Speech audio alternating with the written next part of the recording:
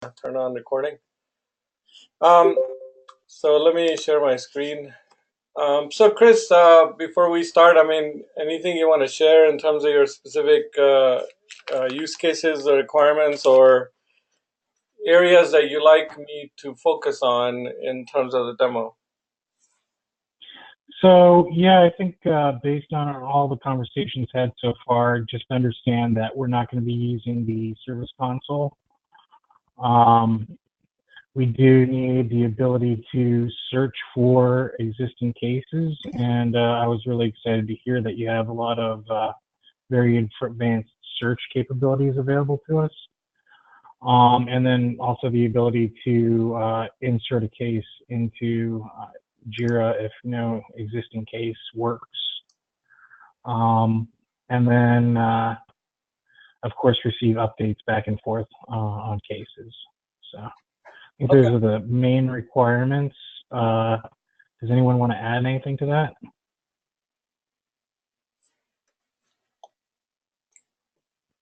And I'll take silence as a no. So, focus on usability first, and then we can kind of get through in the administration customization stuff after that. Okay, sure. Let me just get started, and please feel free to interrupt if you have questions or you want me to stop at a certain point. So I'll just continue with the demo. It's usually about 30 to 35 minutes. So what I'm starting here is with a list view, okay? And so here you can see one or many Jira issues associated with a case. So that's one key differentiator that we have with other competing offerings, is that we provide many-to-many relationship. Where it becomes relevant from case, it's possible that a customer email may actually pertain to a number of different things that need to be opened up or escalated to Jira, right? Conversely, the other scenario where you could have many customers reporting a problem, so you can establish a relationship within what's escalated in Jira to multiple stakeholders, and we'll show that also. But right now you can just see it. As a case owner, I'm looking at the list view, and I can see which ones have been escalated and also which ones have had more than one Jira issue associated with them, okay? So this one here, for example, not escalated. So let's start here. And so I'll quickly move to the search part. The option that you'll see in the Visual Force page are, you can create a new issue, and I'll cover these functions one at a time. You can link to an existing issue if you know what the issue key is.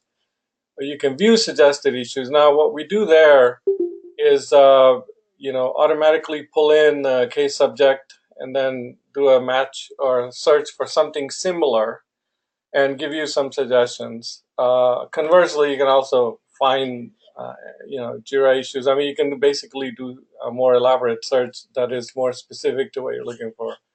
So this actually doesn't have any subject, so let me try this. Let's just say that's somebody comes up with something like this, right? So, so the idea here was that, I'm assigned something as a case owner. I'm assigned a case, so I can click on View Suggested Issues, and it will go and find stuff that's available that has some similar, similar, like that looks similar basically. So I can go continue, like I can look at it a little bit more to see what the status is, when it was reported, who it's assigned to.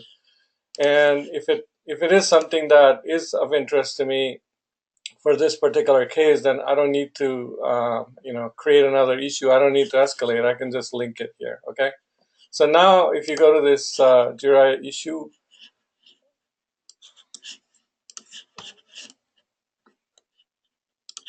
you'll see the context in that issue now of two cases here. One of them that we just linked to, right?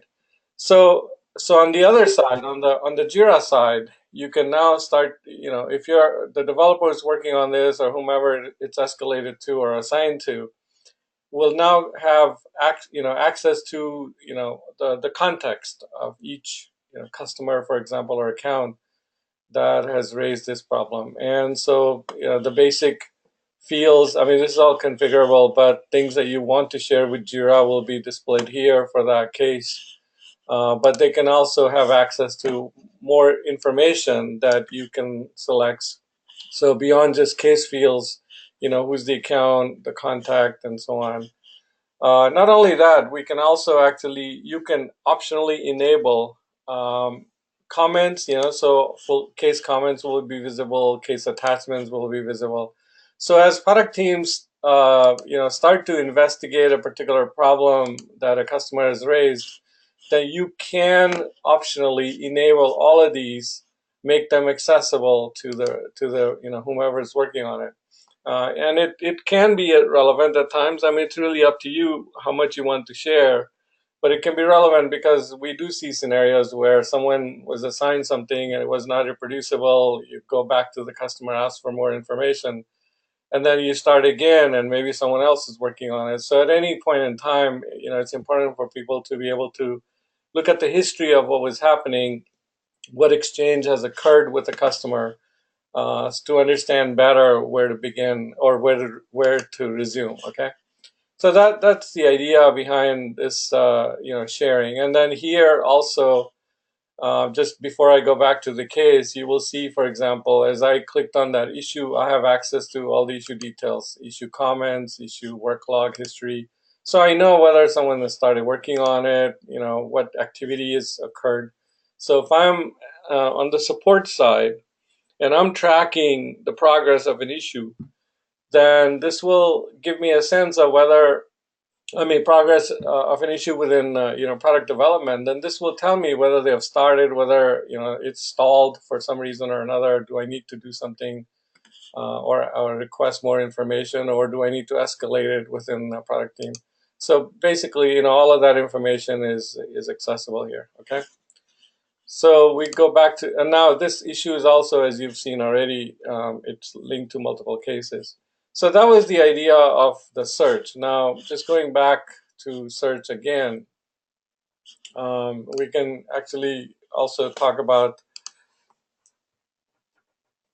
like we allow you to actually enter JQL here. So you could go into advanced search mode. So if for example, things that you're looking for, issue that you're looking for, all issues that are open, maybe tied to a project or some other specific attributes, you can enter Jira query language right here.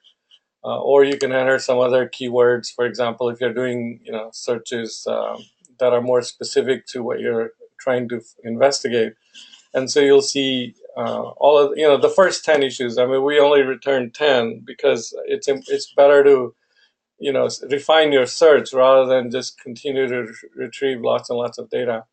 So you'll get the top 10 matches to whatever you want to, you're looking for. And then again, you can link to something that you want to track that seems to be related to what the customers reported. Okay, so now you can have access to that particular issue, who's working on it, whatever is configured for the support agent to be able to see in terms of the context of that issue. Okay, so again, I mean, the issues here, I can click on it to get more details. I can also have access. I mean, I do have access to the transitions for that issue, and we felt that this could be very valuable in some situations. Obviously, I mean, it's mostly the product teams that are performing the transitions, but sometimes there's a couple of different scenarios here that are possible.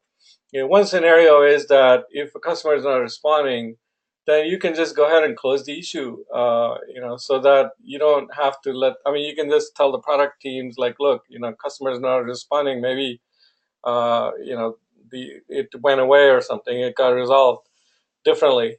So then you close it, and you can close it yourself. Or conversely, if the product teams have closed an issue but the customer is still not happy, then you can reopen it. So at least they know that this whatever solution they provided was not sufficient. The other place where our customers are using this, the transitions, is as a way of integrating workflow between support and product teams, right? So what can happen is engineering might, create, provide a fix, for example, or some resolution, but they will then transition the issue uh, in, pending approval state, for example, and then it's up to the support agent to make sure that it's acceptable, and then they can approve it and so on. So I mean, it's a way of tightening or formalizing the collaboration, where you can have access to the transitions, issue transitions, right, within Salesforce. So let me just pause for a second here. Any questions so far? I mean, just to confirm, anywhere you see a table, whether it's in the related list or on the Jira side, all of the columns are fully editable as far as what's displayed, order, et cetera. Yes. And from this view, or even the view suggested issues view, and maybe we just need to walk through the view suggested issues again. I want to make sure that the full description of the bug in Jira is visible before you actually link, without having to do too many clicks. Because the subject obviously should be descriptive, but to know that, the issue the customer's experiencing is exactly the same as the defect, digging into the description is going to be necessary. Yeah. So is there a way to show that without having to click into each one of the defects individually, like we do to get to this screen when you're searching for an existing one? Oh, I see. Okay. Currently, no, actually. I mean, right now we're showing this, just the key fields here Mm-hmm. that are not configurable, and this here. But we haven't made this part configurable yet, the search result. I mean, it's an interesting idea. Maybe it is something that we can do, in terms of future enhancements. I Is mean, hey, the you do have is the access to each issue when you're investigating like this, but you're right. I mean, maybe this can be configurable also. is the tooltip pop up when you hover over the key number? Is that editable at all as far as what's displayed? No, not currently. Okay, so the search results as a whole is pretty fixed as to how it is today. Then is that fair to say? Currently, yeah. Although Okay. Okay. I suppose that the idea of configuring these fields, or I mean, maybe there's a way to do it. It just hasn't come up yet, but I mean, I'm just thinking that it could be useful, because what we could do is when you're selecting fields here, in the related list, you can do it like check against each field that you want to show also in the search result, right? So here, so if you're selecting these fields, you can then say, okay, show that one in search result also. So maybe that actually could be useful. Yeah, I mean the general use case, right, is if I'm a support person, I have an issue that I'm pretty sure is a defect. I want to do a search, and maybe I get anywhere between 3 to 7 search results where the subject matches pretty closely, right? Mhm. Or even the subject is identical, perhaps, but you still want to step in. You still want to look at the full description and steps to reproduce, because it could be a very similar but slightly different defect or a different, reproduction scenario. And so having to click into, again, 3, 5, 7, 10 different search results just to see whether or not it's it is one of those, or you need to create a new one is kind of a lot of clicking, basically. Yeah. No, totally agreed. So Okay. that's something, yeah, we will consider that actually. So, and also the other thing, I think there is a request also for this. This is something we're also considering for one of our upcoming releases. Is, right now we just automatically take case subject, but I think people have also asked to configure this, for this view suggested issues, right? So what, we provide the ability here for you to enter some keywords or whatever that you want, but yeah, just to automate this thing a little bit more, they can also just select some field to say, so, look, use this, not just subject by default, Mm-hmm. to go find match. So yeah, that's also, I mean, something that we're gonna look at. But for now, I mean, you have this, or you have the specific, filters that you can put, and of course, that you can also add your own JQL there if you want to be much more advanced in terms of your search. And access control to all of the various functions and buttons, I assume, is controlled much in the same way that any other Salesforce app does. Because for our folks, at least, support, we're planning to have our support individuals not have access to Jira. So a lot of the actions that affect the actual Jira record, we won't be available, or we won't want them using. It's far more about the attachment and the singular injection, and then of course reviewing of fields. But it's access-wise, all that's fully configurable as normal. Yeah, these things you can basically enable or disable based on users or profiles. Okay.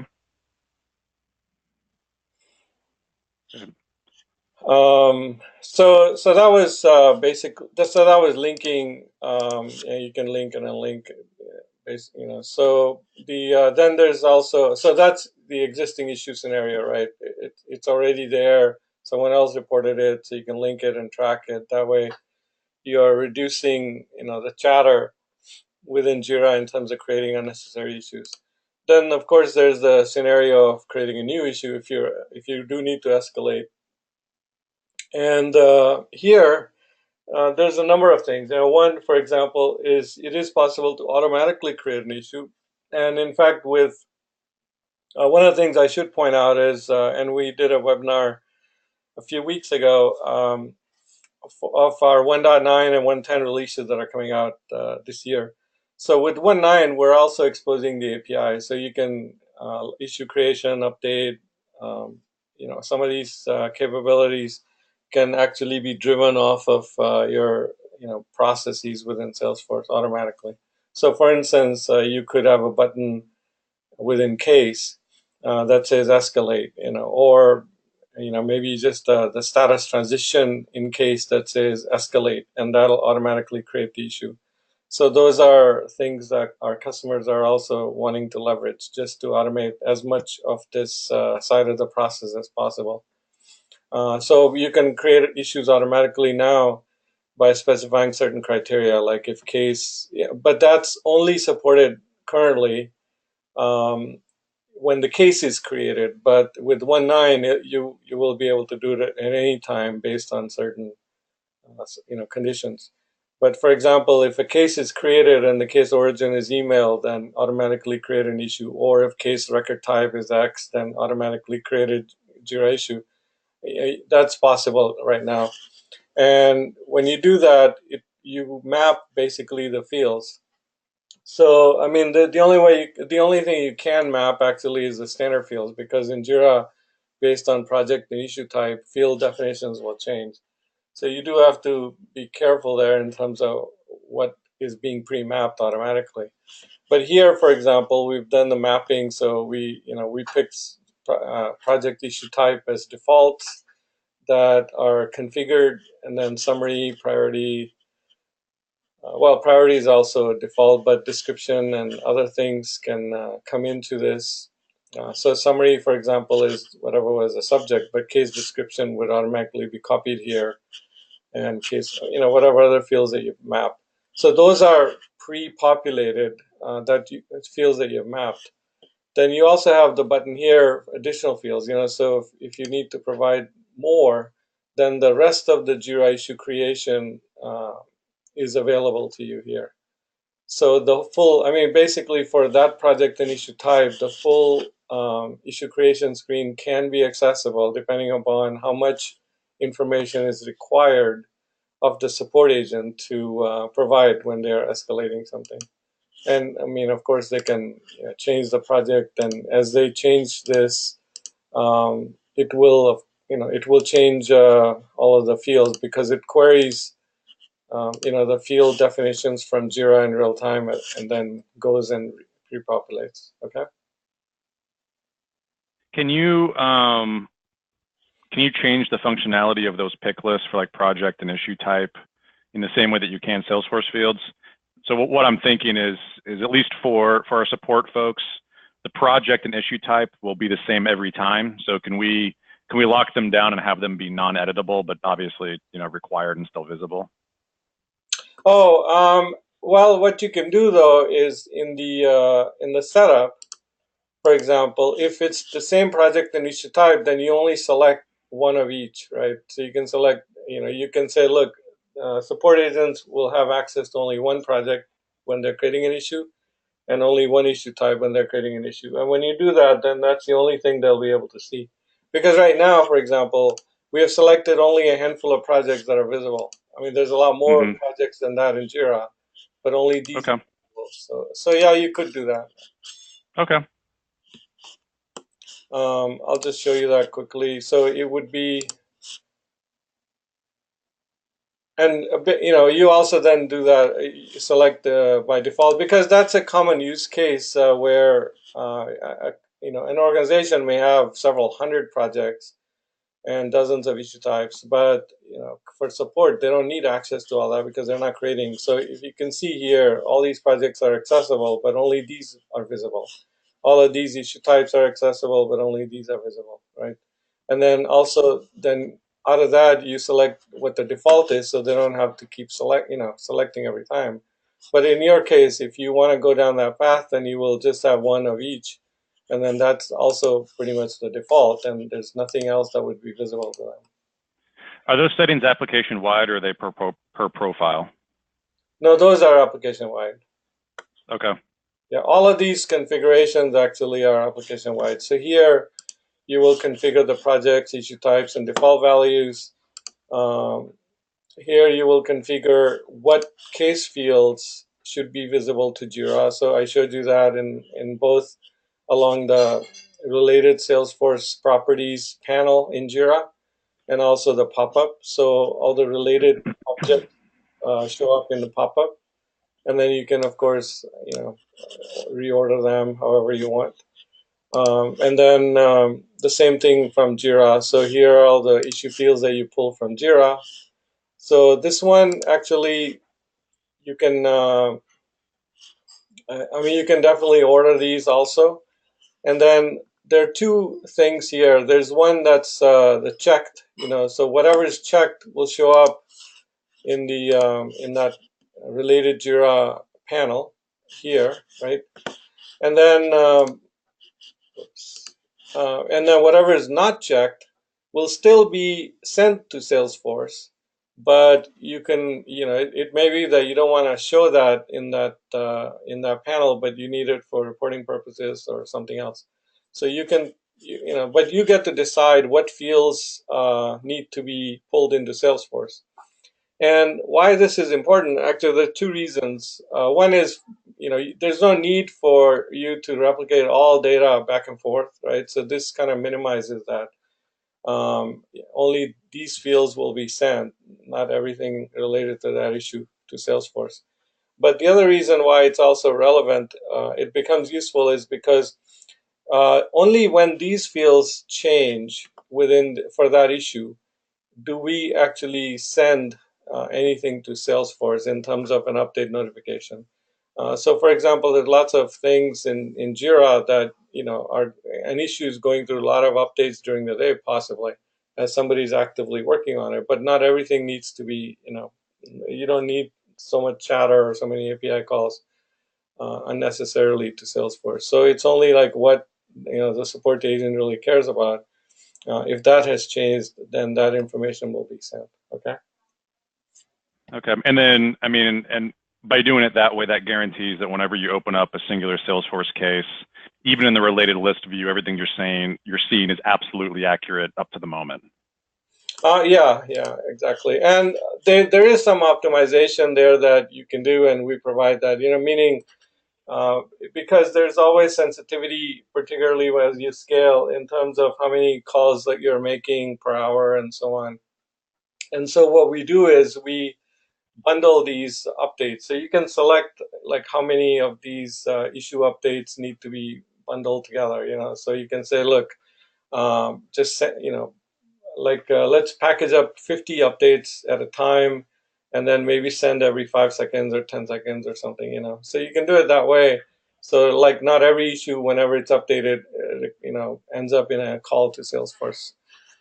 But can you have the updates purely on demand? So instead of sending them over at some interval or in some packaging, it's only when a case is opened with an attached, that's linked to a Jira case? They can do it manually. So the two ways that we have this implemented is basically either you configure some interval, like do it at some interval, well, actually there are three ways. So one is to do it at a certain interval, and you can pick and choose whatever you want that interval to be. The second is manual, where you can, here as a support agent, you can just click on this to refresh. And this was actually mostly a backdoor thing. For some reason, if Jira was not accessible and the data here was stale, because this is showing you whatever the data exists within Salesforce itself for that issue, So you can refresh it manually just to bring it up to date with the Jira issue. And then the third is we provide batch jobs that you can also schedule, on a daily basis, hourly basis, or whatever, to update for a certain time period all the Jira updates. Okay. So, but for example, here, if you're looking at this issue that I just created, so I mean, we'll show you a couple of different parts of it. So one is, let's say issue is unassigned right now, right? So, and then you've got case reason here. So if I, as I update this, so assignee has changed, for example. Now, if you were to refresh this case, I mean, assuming next time you come to this, then you'll see the assignee updated, right? Same thing here. If you update something that you're sharing with Jira, then the minute it's updated here, you will see that reflected on the in Jira here.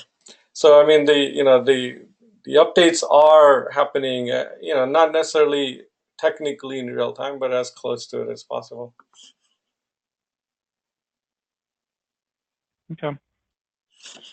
So this was issue creation. You've seen the linking existing issues and search, for example. Also the workflow transitions from that you could do from here.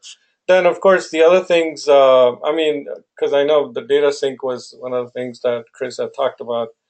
The other stuff is just the collaboration aspect of it. So for example, which is basically you want to submit, you want to post a comment, like you have some question or something related to this issue.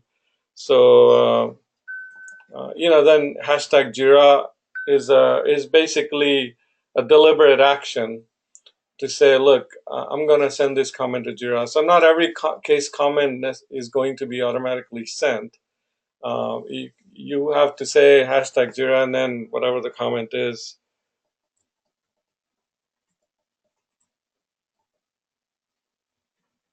Can we configure the app to pull every comment even without the hashtag?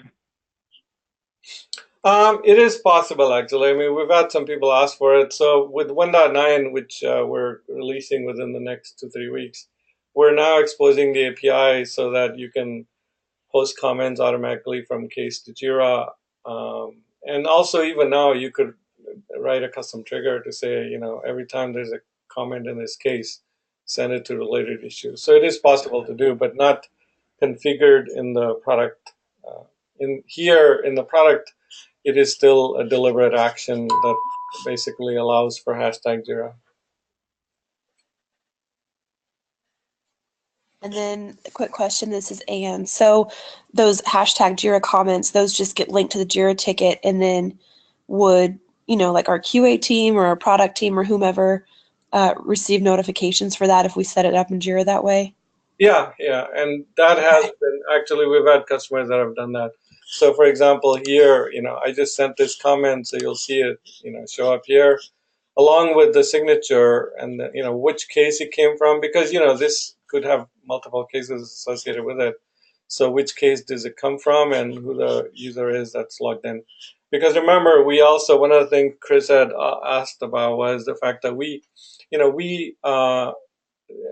this integration between Salesforce and Jira leverages a single user account in each application to perform the transactions. Okay, and so which means that most of the transactions that are conducted will have that user signature on it. And so we added this here explicitly because you'll see that zAgile added a comment because that is the integration user, right? But you will also, get the actual user that. Okay. And then if let's say I'm in Jira right here and I want to respond back and let that person know I don't have a status update, can I reply here and then that goes back to that person in Salesforce? Yeah. So you'll do hashtag Salesforce and something like we're still working on it. And for example, if there are multiple cases, then you can specify a case number explicitly. So you can do a hashtag and then something like this, right? So, or if you don't do that, then it will send it to all of them. I mean, it's the same on both sides. So you either can say, I want to send it to a specific case, or I want to send to any and all related cases. And Okay. so that then, you will get, it'll be the same thing coming up here. So here you've got the comment and you've got the signature, the issue where it came from, because it could have multiple issues associated with it, and then who the Jira user is that sent it. Okay. And then does that user then in Salesforce, do they get a notification anywhere, or would they just have to check back into this case to see the comment that was left through Jira? I mean, you can configure within Salesforce notification for these kind of events. Yeah, so and our plan, and Chris and I are still working to build it out, but would be to use by way of icons and timestamps, basically producing an alert on the individual case that a new comment was added, which since we're only using comments for this piece and not with customers, it basically tells them that there's been a communication back from R&D on the defects, and it'll present it at their case view so that they know to jump into that case and review it. Very nice. Okay. Yeah, I mean, we've had customers that have done something similar actually for, whenever Jira issue status changes or issues closed or whatever. So they tie that to, some event or some notification to the case owner. And those things, so the way they are able to do that is because what we do here as part of this integration is we provide a custom object within Salesforce, which mimics a Jira issue. I mean, it has the metadata of the issue itself, although only the fields that you have shared, you have selected to share will be populated, right? But it still has the full issue metadata. And so that object, so you can now watch for that. I mean, in a trigger to say if, issue status is changed, or if issue status is resolved or closed, then perform some action or whatever. Sometimes they have used these small triggers to, for example, copy some data from Jira issue to case fields or other fields within Salesforce objects. So you can sort of extend it that way, and notification is also part of it. Do you guys use case feeds? No, very, very anti-feed. Okay. Yeah. Because you could do the same from a feed also, actually. We support Yeah. You can send comment and attachments to Jira through feed, or you can do it from here. And the attachment action will be the same. Like, for example, you can click on this clip, and then it will tell you if there's any case attachments available, then it will give you the list, or you can even copy from local, for instance. So I saw that in the different screen there was a limit on the attachment size. Is that limit strictly for the attachments coming from the Salesforce record, or does that apply to the send from local as well? Yeah, that's a good question. No, they're from both. I mean, so there are two ways to share attachments with Jira, and one is actually sending, and so that there's a limit there in terms of how the attachment is packaged in terms of the size, right? And because Salesforce ends up with heap size errors and stuff, so we are kind of restricted to sending it, sending just 2 megs or less this way. But we then have provided an approach. So here, if I click on this clip, it will show me the case attachments, and also you can select other sources for attachments, and we'll show all of them, like case emails and whatever, you know. So it will show me that, and it will also tell me that it doesn't exist in Jira. Like maybe you've already sent it, so it checks Jira to see if that file also is there, or a file with the same name, maybe different size or whatever. So it will give you that, and you can then select that and send it. Okay. So now so a different way to do this, to get around this size restriction. Well, there's two parts of it, right? One is that, like, let's say that you've just linked, the case to an existing issue. Now, do you have to go and send all the attachments to that issue and all the comments to that issue just because it was already there and you just linked to it? So the other approach that we took was to just give you that ability here. So now you can access all case comments and you can access case attachments. So you can pull those attachments, and that one doesn't have the size limit of 2 megs. So, so you can either send them from case, in which case, yeah, you are restricted, or you can pull it into the issue or locally, any case attachments, and then you are limited by the size that's defined in Jira. Okay, so for big files, we just need to make sure the Jira settings match, and if it's something larger than that, then we'll have a different method. But otherwise, the person managing the defect within Jira can just pull it straight off the Salesforce case on their own. Yeah, pretty much. I mean, okay. So that also, I mean, we've had customers, they because what happens is sometimes they forget to send, for instance, or as I said, if it's already an issue that was existing and they link to it, then they don't think about it. So just to make it easier, product teams, they have access to the attachments associated with the case, and they can retrieve them when they need, and so that makes it a little bit more optimal. Does someone working in Jira have any delink or relink capability, or does the linking have to be done exclusively from the Salesforce side? Linking can be done from Jira. We do support that now. Actually, not delinking. Linking can be done actually through comment. So because we've had customers that have asked for that specifically. And if a case number is known, only then you can do that. I mean, we're not yet supporting case search and whatever, and we might go there, but for the time being, you could, type in hashtag link to case and then case number, and it will link to that case number.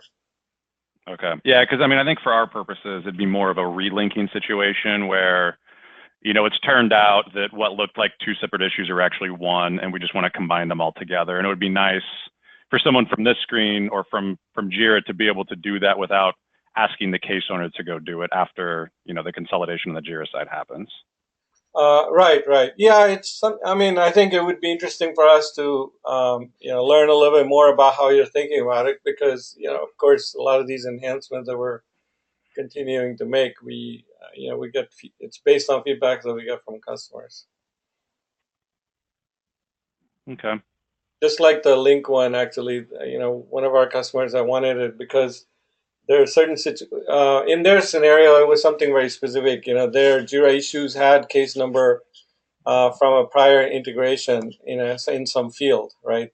And so they just wanted to, if somebody's on that issue, they can just take that case number and do, link to case and put it there, and it would be easy. So then they can basically maintain the same kind of integration that they have, that's coming from case. Yeah. Okay. But we also are thinking about, supporting search in Jira, case search, and then allowing people to link from that list. So I think those two we definitely would consider in the future. All right.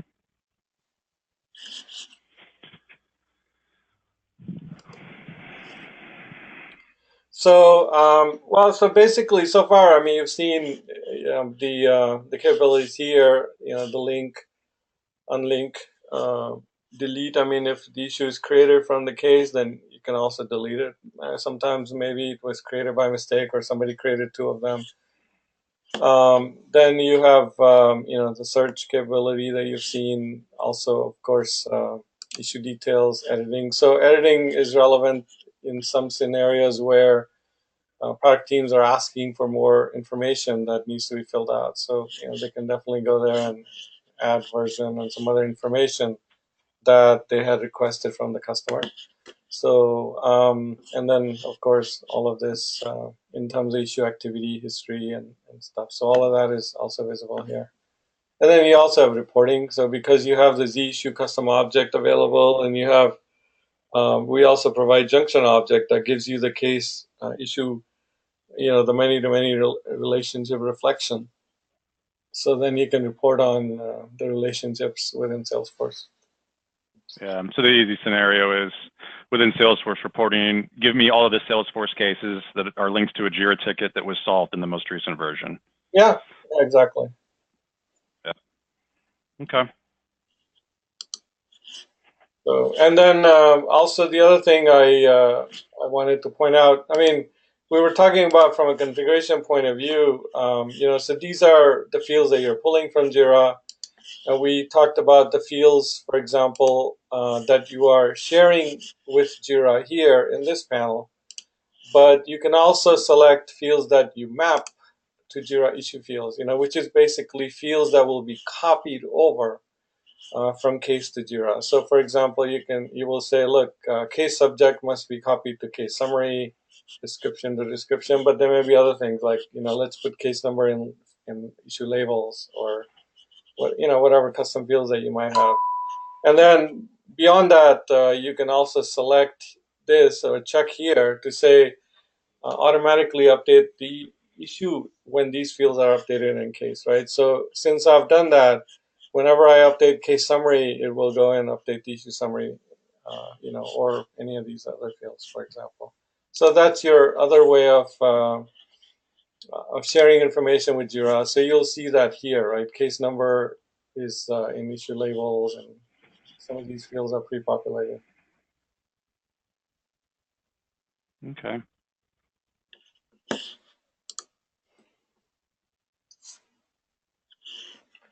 So I think, this is pretty much it in terms of the capability. There's lots of different configuration options, obviously, but any other questions or any specific thing you'd like to see more of? I think I got to most of what I was wondering about kind of during the demo. Stephen, Ann, Chris, do you guys have any questions? Any additional ones? I do not. No, I do not, but I think this is really going to help solve a lot of our issues that we've been talking about, Nick. So I'm excited to use it. Very nice. Looks like it has a good chunk of flexibility, which we will definitely need. Yes. No, you guys are on Jira Cloud, right? Stephen, do you know if we're on Jira Cloud? Yes, we are. Okay. Yeah, so I think, we do have 30-day free eval. It takes about 30 to 45 minutes to install, set up the integration. We're happy to help if you guys want to play around, install it in your environment and play around there. You said 30 days? Yeah. Yeah, that should be, Chris, if we can set aside some time, certainly if we have some conversations ahead of time, get what fields we want syncing lined up with Marvin and everybody else, that should be plenty of time to get it configured just how we like it and confirm that it can meet all of our needs. Yeah, and I don't mind you guys being on the phone when we actually go through the setup. If you want to just have some oversight in that, in case any questions pop up, it might be easier. Join me. Yeah, absolutely. Okay. It's fairly quick actually, but it is good to do that. That way we can also kind of help answer. All these configurations that I showed you earlier, you can change them anytime, and then we have these batch jobs that allow you to refresh. So if you change the list of fields here, or on the Jira side, then you can just refresh everything to make sure the information is refreshed. Basically, I mean the metadata, that is, because on both sides, I mean, we're caching some of this to reduce all of this calls, and therefore, when you change the field configurations, then we give the ability to refresh. My only additional question would be around level of support from myself as the administrator. If issues come up, how much documentation you guys have? You have any kind of video tutorials, or do you at least have written documentation in some format on configurability options and things like that? And just want to make sure that's all current. And Yeah. just clarify. Sure. Yeah, we can send you the link to our docs. Yeah, absolutely. Okay. And then, yeah, if we do have an issue, I take it ports included in the licensing? Yep. Or is there an additional charge? Okay, cool. It is. It's an annual subscription, and it includes standard maintenance and support. So you'll have access to not only support, but also all the enhancements, all the releases that we're putting out. I mean, this year we're doing 2 major releases. Last year we had 2, and year before I think there were 3. So every year we're